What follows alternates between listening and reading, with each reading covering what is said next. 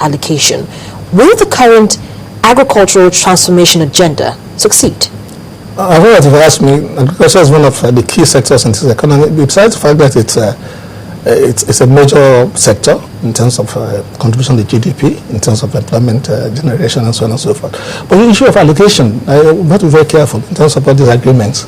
It cuts across most other sectors. If you take agriculture, Maputo says 10%, you go to education, UNESCO says 20%, you go to 26% actually. 26%, you go to manufacturing, some people say 15%. Now, before you start doing that, if you want that ready, you might as well hand over the budget, to other people to do for you. So I think that we'll be very careful. It says that I think that if you, Jonathan should be commended, because what's happening in the agriculture sector, it could be replicated in other sectors of the economy. All these issues about 2015 will be a foregone conclusion. We are waiting for the promised 18 hours a day uninterrupted supply of electricity. We want that to happen, and then the people who respect the electorate would come to reward him. In terms of, because people want electorate to have an enlightened citizenry, and what people are looking forward to is we want to see things that will change their lives. Okay, so that change should start from key sectors. Yes. And agriculture is one sector, and we already mentioned it, that can employ so many young people and women, take a lot of unemployed off the street. But it's not getting the kind of funding that it should be getting. Now, isn't that going to kind of be a spanner in the works in terms of how much the ministry is going to be able to achieve? But I think that the agriculture is getting lots of funding, and they need to make sure that the money they get is well directed, and by the time you begin to go into wallets and so on and so forth, you're very careful. You see, the thing is that the resources you have within an economy is limited, and the most important thing is that the person that is driving, say, agriculture ministry has to be challenged. But he is, yes. I mean, somebody whom I give it to. He's done very well. I think that we need to be on the lookout. There are lots of funds out there, lots of opportunities to tap into. Lots of funds. All you have to do is as a minister to make sure that, yes, okay, this is coming from the treasury. Now, what can I get? There are places you have some support, maybe there's some support to be on the lookout and look, where is this money going to come from? And something applies to all the sectors. So if you're in charge of a sector, don't say, look, because the challenge, the demand on the treasury, this is why we are pushing that things should be privatized, because the pressure on the treasury is enormous. And so if we have to do things based on just monies that come into the treasury, then we will not make sort of progress you and I want to see. Well, we'll take a quick break now to catch our breath, and when we come back, we'll take a look at the rest of those numbers that we've looked at on the screen there, especially the debt service. It's going to be an interesting conversation. So, Doctor, hold on to your hat for me. Okay, thank you very much. What Business Morning will continue in just a moment. Join us again.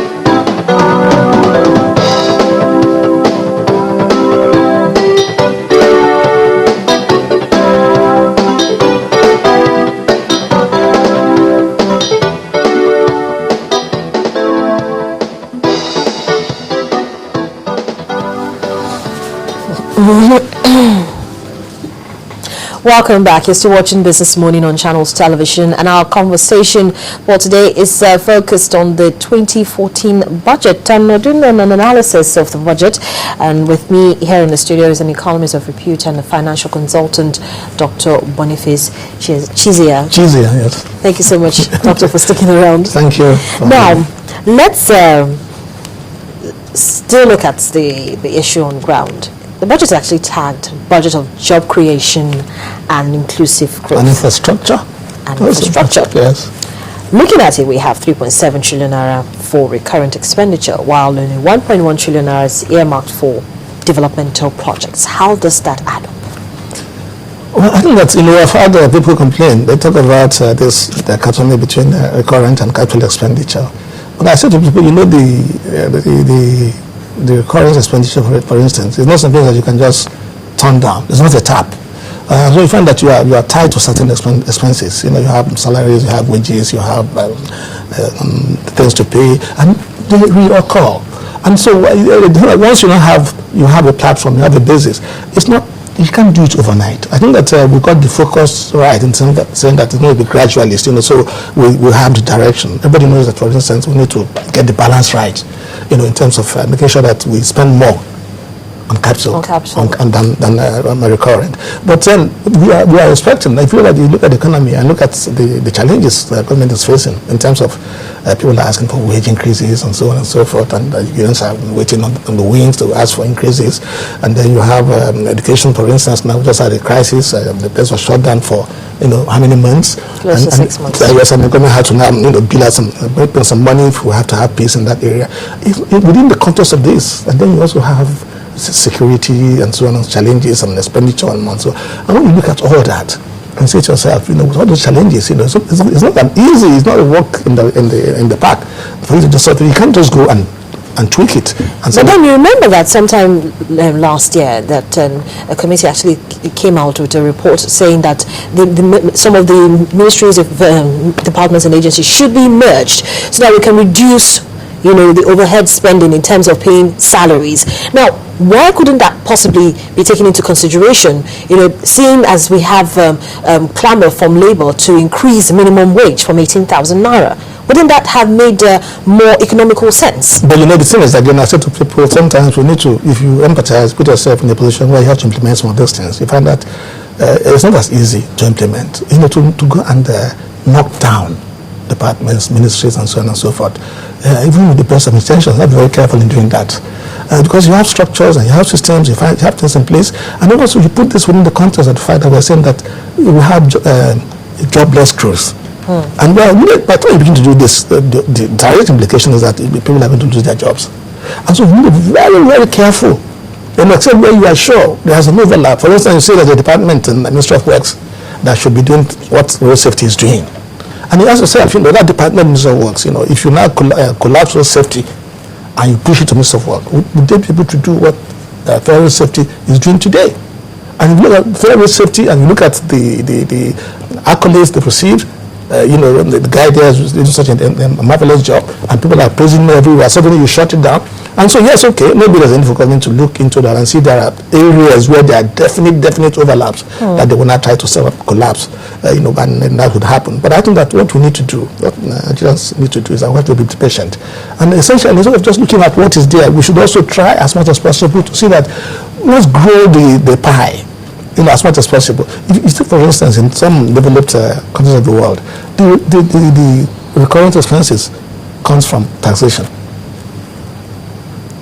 to a large extent. And so, how does that compare with what happens in Nigeria? And so you find that really, we would sell our oil and then we use our oil to do recurrent and so on and so forth. And ideally, that shouldn't be the case.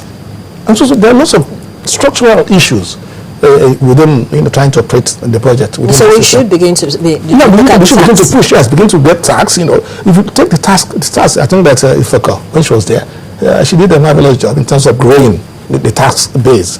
But having that, there's still lots of scope there. Lots of people don't pay tax in this country. Lots of people in the market don't pay tax in this country. And so what you need to do is to make it in a way that give them an incentive for them to pay. And don't put it the way that there is going to take an arm and a leg. But let them pay, and then you find that by the time you gather this money. And so what I'm saying is that yes, we're looking at what is there, and we're saying how do we share it and so on. But let's even try and grow this pie.